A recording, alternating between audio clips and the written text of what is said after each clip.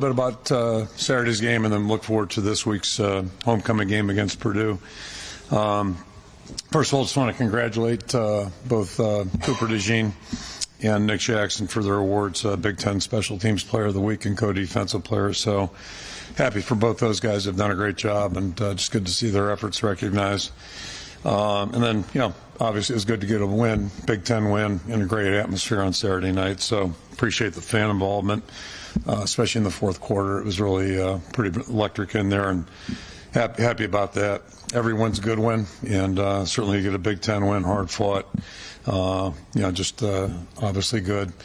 Had to fight for it, and certainly in the second half really had to reach down to get it done, especially considering some of the tough things that we did to ourselves. So made it a little bit tougher, but really credit to our guys and the way they kept fighting. I think, as I said the other night, showed resilience. Kept battling and found a way to be successful. And, obvious things right now. Got to do a better job with the ball security, and then drops. That was a big issue the other night. So, and then probably gave up more yards in the run game, yards per carry than we preferred to. So it's like every week you have something to work on, and, that's what we're up to right now. So it's kind of where we're at.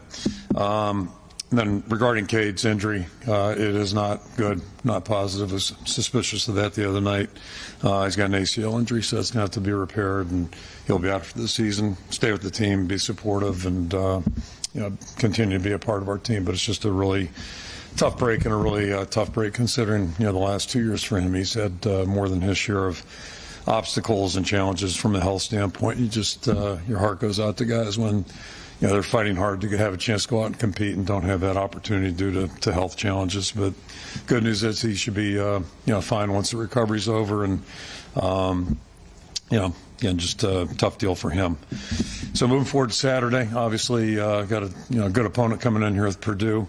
Captains will be the same four guys. We've got Joe Evans and Jay Higgins on defense, and then Luke Lachey and Cade McNamara on the offensive side. Injury-wise, talked about Cade. Jazz will not play. And Caleb's getting a little work right now. We'll see. Wait and see. We have to see what the week looks like. But he's got a chance to play. We're just not sure where that's at. Moving to Purdue, they've really been playing well. They've got a brand new staff. I think everybody knows that. Coach Walters came over from Illinois. So it's kind of an interesting matchup. Purdue's always been a good football team, good program, and he and his staff have done a great job just moving that thing forward, and they had a great win on Saturday. Looked very impressive in all three phases against Illinois. So it was a big win for them. You could see the improvement week to week, and certainly, did a great job Saturday. Defensively, they look a lot like, as you'd imagine, Illinois did last couple of years, and like Missouri 3 years ago. Well, it looked like we were going to match up with them in a bowl game. So he's, got that system in place, and they tweak it a little bit, continues to be really well, doing a great job there and playing well.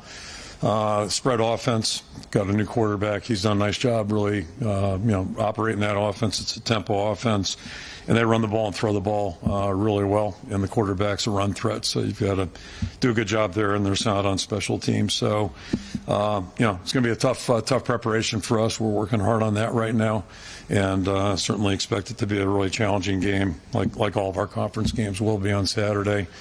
Great to be home again, that 2:30 slot, and great to have homecoming going on. So I know it's going to be a festive environment, and hopefully we'll be ready to go at that point. Just want to again recognize our kid captain. We got Max Schlee, a young man from Farmersburg, 8-year-old boy. He's had some nutritional issues and spent a lot of time at the Children's Hospital, a lot of visits, multiple surgeries, and the family has really credited the genetic team over there for formulating a plan that's really helped him and moving him along. So he'll be here with his twin brother Cooper and the entire family. So it'll be great to have him there Saturday. I'll throw it out for questions. With Cade, has he given you any indication with that last year of eligibility remaining whether he'll use that instead? Yeah, I think his intentions are to come back and play next year again. So that'll be great. And it's a long road in front of him, but it's a lot better than it was 30 years ago. That's for sure. A lot more predictable, and he's got a great attitude. He'll work hard at it. Has he already had the surgery, or is that? No, it'll be sometime next week. They normally let those things settle down a little bit. If there is good news, it's a clean injury. It's not, sometimes they can be a little bit messy, but it looks clean. That's good. And he's been fighting some other stuff too, so at least maybe this will give him a chance to just get totally healthy again. I have to imagine the team was expecting maybe bad news this Saturday, but now the news is confirmed. Just how is everyone kind of offensively moving forward there? Well, you have to move on. We didn't have any time to think about it Saturday night, obviously, and I thought that was one of the highlights of the game is the way the team just kept playing. Deacon stepped in and did a really nice job. And not a big surprise. We've seen great improvement with him in the last 8 weeks, but Cade's missed a lot of practice time. I've referred to that. So that's helped him move forward a little bit. But, during the game, you certainly don't have time to reassess or think about it, and I don't think our guys really have done that since then. The worst part about football is the injury category. Easily that's the worst part about it, but it's also a reality. And when those things happen, everybody's got to keep moving, and you're empathetic towards the people that are out and affected by it. But everybody else has to keep moving, and it's an opportunity for somebody to step up and get the job done. How much does this open up your offense? Because it appeared you were a little bit limited by what Cade couldn't do running the ball, whether it was boots or naked bootlegs or any sneaks. Yeah. Trick plays like sneaks. Yeah. Push and all that. Yeah. But how much does this maybe open it up a little bit more than, although it did look like he was starting to be able to do that? He was. That's the unfortunate thing. The last week and a half, 2 weeks is the first time it looked like he was back to being close to normal. But it's hard to get healthy in season 2 when you have things that are kind of significant. So at least in this situation, Deacon's fully healthy and he has been working hard. He's really improved a great deal, and I thought he played with good poise out there. First and foremost on Saturday, made some good decisions, but played with a lot of poise. And now the trick is to keep building on that. So yeah, he's got a different skill set certainly, but he's fully healthy, and I think he's more than eager to keep playing here. You got a guy in Joe Lavis who won you a game in the bowl. How ready would he be to step in if something goes wrong Saturday, and how long a leash, I guess, does Deacon have this Saturday? Well, first of all, Deacon is our starter, and then secondly, Joe has basically he's in the same situation Deacon was last week, so he's one play from going in. Yeah, and the challenge for him right now, he's missed a lot of time too. It seems like to be a recurring theme here, but missed a lot of time in July and August. So he's playing catch-up in some sense, and he's working hard every day. And the fact that he did play in December, practiced, and then played, I think gives everybody a little bit more confidence, certainly. It's always good when you've seen a guy out there perform under pressure. And, but now, he's trying to play catch-up and get back in the race here. And we're going to need both those guys. So, it's his job to be ready to go. Back in August, where did you see Deacon improve where he had to fill in for Cade? Yeah, it's both those guys didn't play last year, and Deacon it's been a couple of years really. So that's probably the biggest thing for him is getting in games and actually playing or scrimmage situations, those types of deals. So it doesn't get much more live than it did Saturday, and I thought he did a good job managing things and making good decisions for us. And now it's all about continuing to do that and take steps forward. And this is a big challenge. These guys play a different, unique type of defense. So it's not the same as what we saw, but it's, again, another challenge. And, every week's going to be a challenge. I'm sorry. For Cade, as you mentioned, during the summer, he spent a lot of time not really doing full practicing. Now that he's injured here, is he sort of back to a similar sense of filling in where he can in practice? Or how are you keeping him busy throughout the rest of the season and, I guess, for the next 9 months? You're talking about Cade? Yes. Okay, so the first thing he's got to do is he's got to get that knee addressed, and that'll be the next 2 weeks here, working on that. And then when he comes back, it's a long, lonely road for any player that's injured. Luke's going to go, or is going through the same thing right now. There's the rehab part of things, and, Mother Nature's got to do their part and all that, so that's pretty much regimented, and you go as fast as your body will allow you to. But I think it's pretty obvious right now, depending, where we're at here, mid-October, by the time he gets his surgery, I can't imagine he'll do much in the spring, other than, maybe he'll be throwing a ball, things like that, but he won't be practicing. And then hopefully he'll have June, July, and then August full speed to go. And if there's good news here, hopefully both legs are healthy and he's able to be the Cade McNamara he wants to be. So that part's that part. And then the other part is, once he gets back here, and he's doing it right now, he's out there every day and, in the huddle and helping the guys out. Staying engaged, and he'll do that as soon as he finishes the surgery part of things. And he can be immense help. He's played. He's got experience. He can be a good voice for the quarterback room and then also help his teammates. And I know he's committed to that. I mean, he got voted captain again this week, so I think it just gives you a little bit of feel the respect he's already garnered from everybody on the team. With Deacon, whether it be in the spring or leading up to the season, like did he ever rip a throw or something that kind of opened your eyes to his arm strength? As you saw, he can throw the football. Like that's not an issue with him, and that's his strength. So yeah, I mean, he's made some good plays, and he's made some that weren't so good, but that's an experience, and that's how you learn. That's how you get better, and so yeah, he'll make some good throws. He can throw the football. Yeah, I know it takes a village to raise a quarterback, if you will. And, with him, he's got people from his past, whether it's Keller Christ or Bud, and then also Spencer and Cade are here, and Ryan. How do you help him move forward, but not overwhelm him with too many voices? I was going to say that village might be too big. I mean, you don't need 5 guys to coach one guy, and I think basically when it gets down to it, there's the voices are pretty much filtered out, and the biggest thing is him just trying to take in what he needs to take in, and each week it's a different challenge, it's different preparation. These guys play a much different style of defense than what we saw last week. There's always some commonality and parallels, but it's a different flavor. So that's the challenge we're running during the game weeks. But he's done a great job. He's really attentive. He's a smart guy. He works at it. And that's probably the key element for everything. And I think he's hearing the right things. And it's just a matter of every repetition is going to help him, and certainly game reps will help him too now. We talked a lot about that arm strength. We've heard a lot about it. Is there anything else in his skill set that really sticks out to you?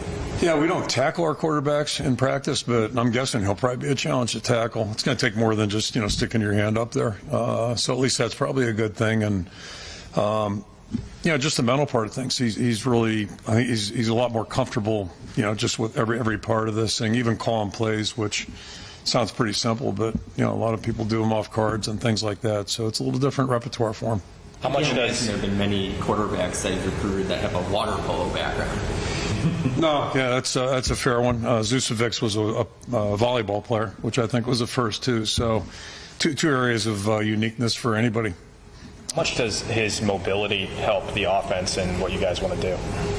Yeah, I mean, it makes it a little bit easier to have more flexibility. And as I said earlier, I think we're getting there with Cade too. So it just helps. It helps if your quarterback's not a stationary target back there, and that makes it a challenge. It makes things that are hard seem even harder sometimes. And I went through that in '93 with a veteran quarterback. Unfortunately, it was at the end of his career, and it's tough when a guy can't move back there. It's really hard. It's hard on the guy.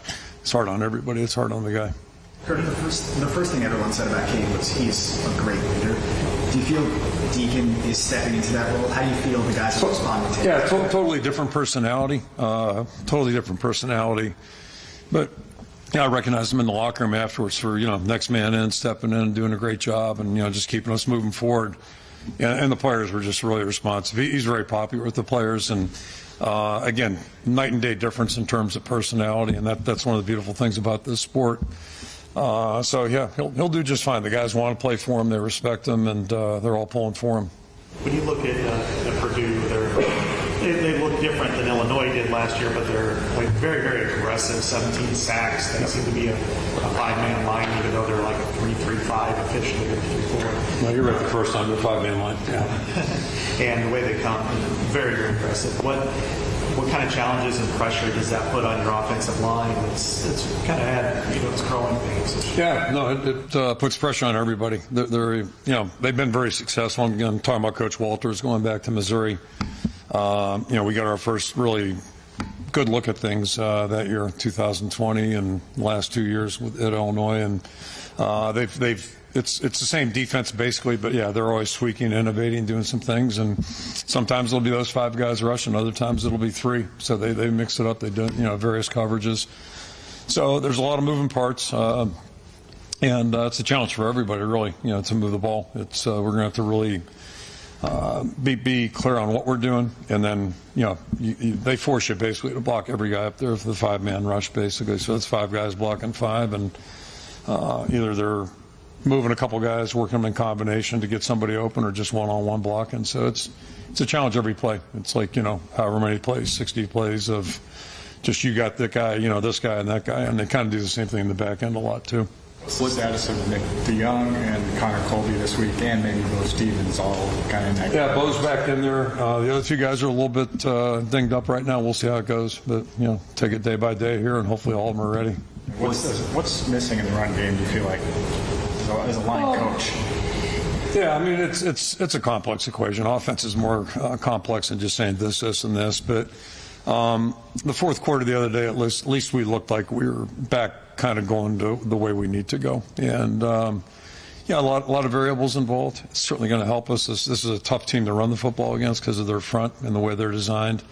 But we're going to have to find a way. And we're going to have to be patient, too, because there's a lot of ugly plays when you play a team like this, and then hopefully you can, find a crack or a crease and pop one through there. But it's not like you're just going to run the ball 5 yards, 5 yards, 5 yards. That's not realistic. What stood out to you about Jamari over these last 3 weeks? Jamari? Yeah. He's just first of all, he's back on the field, and that's a positive. It's great to have a senior, a guy who's a leader on the field. And probably one of my impressions is not a positive, but he's trying to do too much. At least that's common for guys when they come back, and he's missed a lot of time. Again, you think about last year. So, I think he was too anxious, maybe pressed him a little bit, and I might be able to say the same thing about Cooper a little bit earlier in the season. And my experience is, at least when you start to press or try to force things, usually it doesn't work.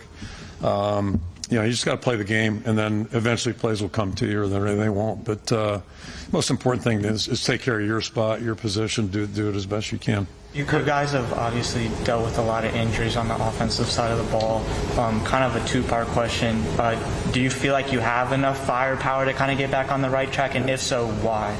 We'll find out. Yeah, I mean, I don't know. I'm not that smart. We'll find out, but we have to be optimistic. I tend to run that way. But yeah, I mean, we don't look the same as we did on August 1st right now. Some of that will get better. Some of it's not going to change. So it really doesn't matter what the circumstances are. We just got to find a way to be productive and make this team be successful. And right now it's just about this week, and then we'll worry about next week. But yeah, again, a positive is, we never knew, none of us knew what Deacon was going to do when he got in the game in a critical situation. He did a really nice job. So build on that, and then any of the other issues, same thing. And the guys that will come back, or at least have a chance to come back, that should make us a stronger team as we go. That's it's kind of the beauty of football. Every season, beauty or agony, every season you just don't know how things are going to transpire. And a big part of it is how do you react to the circumstances that are available or in front of you?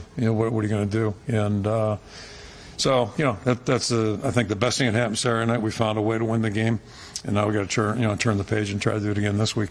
Nick Jackson, just very interesting player. Just coming, in June. His journey's been interesting. It looks like he's more comfortable each and every week. I think he's had 4 different defensive coordinators. Can you just put in words how difficult that is to be that productive when the personnel switches so much amongst coaching, then getting here in June and seems to be quickly picking up what you guys are trying to accomplish? Yeah, I've never been a big advocate for change. Just change. I think at some point you've got to figure out what you are, who you are, and then try to stay on that path. But you got to make adjustments. That's not the point I'm trying to make. But it is hard on players for a couple of reasons. Learning systems is difficult, and then learning personalities. There's a lot more goes into it than just learning what the plays are. But you're working with people, so coaches to players, players to coaches, and. I just know this. I've had 3 boys play college football. I'd rather have them in a stable environment than an unstable environment. If the world was perfect, because it does help. And so yeah, he's been playing catch up. But the good news is, when he got here, he's a 22-year-old or 21-year-old, 23, whatever he is, very mature, very intelligent, and football savvy too. He's a football savvy guy. He's played 4 more years than a high school player. So. There's a challenge there, but he's also equipped better to handle that challenge, if that makes sense. And with each week, you see him, having, I think, he's more confident, more decisive in his actions, and It's always a good thing. But that's one of the challenges with new players in general. But at least he had that experience, in his case, too much experience, probably too much exposure. Kirk, I know this might not be your area of expertise, but you've probably not. All right. 2 non-contact injuries for Cade, one in August, one. Do you have any concerns about maybe the playing surface on the turf versus grass? I'm not sure if you know anything about that one way or the other, but just any thoughts? Yeah, I'm totally a novice in that regard, but I would say I think that's probably an overstated. I know it's probably a little bit more of a big discussion item with the NFL world, but I have not looked at that and all that. I can just tell you from experience, I'm old enough to where, it was AstroTurf every day out there in the 80s, and I'm talking about the old AstroTurf, which was kind of like this carpet right here, and about the hardness of that. So, I've seen it all. It's the same way at Pitt in 1980, every day in Pitt Stadium on old AstroTurf. And somehow we had a pretty good team, and not many guys got hurt that year. So I don't know the answer to that, but I think sometimes that stuff gets overplayed, and in some cases, and this is particularly true. It seems like the last 10 years, it's unofficial, maybe 20. A lot less. In the old days, it was knee injuries because guys fell on guys. Now it's a lot of times it's just making a cut or a planting, that type of thing. So it's hard to predict or quantify what causes injuries. Really, if you do stupid stuff, I think we all get that, but sometimes it just happens. With some of those issues up front, is there any sort of growing likelihood that we see DeJean Parker this year, or what's the status with him? And what issues exactly are you talking about? Pass pro issues, running the ball, just not putting up the numbers that you probably would like to see. Yeah, overall I thought our pass pro did improve last week. Thought that was better. DeJean's kind of the same category we're talking about the other guys. Like right now, he's working hard to get back. He's missed a ton of time too. I think I've covered that, starting with spring ball. So he was playing catch-up when he got here in August, when we started practice in August, and he's working hard every day. Tremendous young guy. Just talked about Nick. Same thing. DeJean's a great guy. So he's working hard every day, and just you never know when you're going to be in there. You just can't quantify that one either. Would you authorize a package of plays for Cooper DeJean on offense? Was that something you would authorize? That's a discussion, a thought, and believe me, we've all had it and had that discussion. You also got to, in baseball, a couple of weeks ago, I think I mentioned, I read about a guy getting pulled after 7 innings, throwing a no-hitter. If you did a pitch count on Cooper's getting a lot of snaps. So I suppose you could do it, but you don't want to compromise what we've got defensively right now. That's a consideration. He's been a pretty big factor on special teams, and then, what I'd love to do is have 5 of them. I wish you had 5 brothers. If they were quintuplets or whatever they call it, that'd be great, but not the case. From his size, do you see any parallels between Deacon and Chandler and Stanley? Just the 3. Yeah, those would be our 3 biggest guys. That's probably right. I really haven't thought about it, but without click. But it's probably a good starting point, those 3 guys. And, Stanley wasn't a midget, but he wasn't quite in that category. I meant Stanley, Nate Stanley. Yeah. Or, did I say Stanley and Stanley? Yeah, okay. They're all big guys. Any parallel between their games aside from their big dudes with big arms? We'll see. We'll learn more as we go along here. I don't know enough about Deacon and game action yet to really, make commentary on that. You talked a lot about Cooper and what he brings, but he's kind of getting to that point of dynamic athletes that have been through Iowa. Is he ascending up a ladder of something that maybe we haven't seen a whole lot of with offense or defense and special teams? He, in my opinion, is rare in any state in the union right now. Like, you put him on any team in the country, he would be unique and rare. And he played that way last year. He had a fantastic year, and I think probably the most interesting part about the whole thing is, I think he played 5 games 3 years ago as a true freshman. So you could say we were stupid for doing that, but it's just the way it worked. He just ascended as the year went on, and so we put him in there. And the best play I remember was the one in the bowl game where he chased down the guy on that short pass long run deal. To me, that spoke to who the guy is. Like, he came from that side of the field and chased him down on the other sideline, just inside the 10-yard line. So it says a lot about the kind of guy he is, and he just does things. I hate that word natural because there's a connotation there that, this guy just goes out and plays. A lot of the stuff he does is because he knows how to play. He's smart. He studies. He's in the right place. And then, some of the stuff on the punt return stuff, I helped him out on a little of that. I gave him some tips on, how to be a better return guy. But no, in all seriousness, he just does a lot of things just really well, really smoothly. And, it's just, that's pretty unusual. It's unusual to have a guy with that kind of skill set. And he's not the same as Micah Hyde, but like Micah was the same kind of player too. Talking about playing a guy two ways, like Micah could have been a great receiver in my opinion, but he was pretty damn good defensive back too. So, and a great return guy. Do you still have an analytics meeting weekly? And if so, do you ever talk about tendencies? Yeah, well, no, tendencies are just, I think, both sides of the ball and special teams. We all track that individually. Yeah, definitely, week to week. And so part of that is what you do best. There are certain things that you're going to have tendencies of doing. Like we tend to play a pretty similar front, down and down out, but you have to have some adjustments off of it, tweaks, that type of thing. And then you don't want to just be entirely predictable. So you need to have a counterpunch to whatever it is you're doing or whatever you do, hang your hat on, if you will. And then the analytics stuff and all that, that's usually at the end of the week. With regard to the tendencies, how often do you sit and say, okay, if we have an incompletion on first down, how often do we run it on second down just to try to get some yardage? And you look at like percentages and how often do you do that? Both offensive coordinator and defense coordinator spend time on that. And then, so that's always part of your consideration. But the other part is games, can skew. Like, you take the Penn State game. You're playing in a situation like that in the second half. It's pretty predictable what you need to do if you're going to get back in the game. So, certain things you pull out, certain things you include. There's a little bit. It's not just pure numbers, if you will. And Deacon was talking about how when he entered the portal, he originally committed to Fordham, but then you guys came in and contacted him. Like, what led you guys to kind of get in? So John Budmer had an association with him, from the Wisconsin days. So it was really simple that way. And he was obviously interested. We were interested, and so it was a pretty mutual marriage.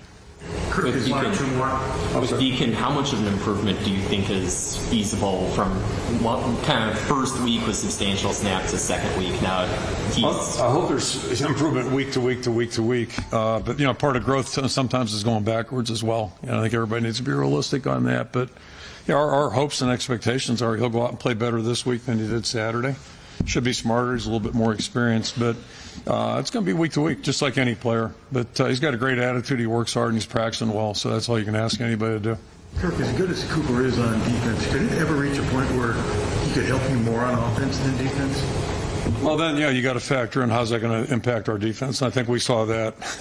We've seen that in the past, and it was pretty dramatic, actually. So we're typically, you don't have players like him. If you got a great player, we didn't have another Bob Sanders on the shelf, and they're totally different players, yet they were both impactful players. And so, if you move this guy over here, what are you going to do over here? You always have those equations to balance. So it's great to talk about, but it's a little bit more complicated in terms of the impact and the ripples that it causes, or the impact it could have on several places. So.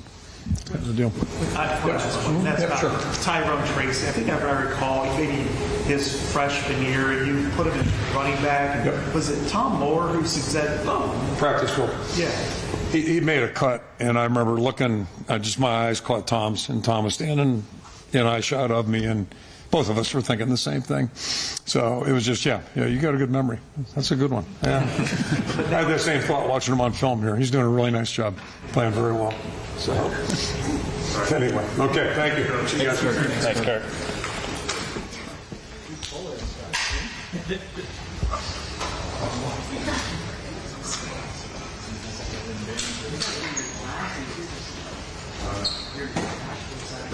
I know, man.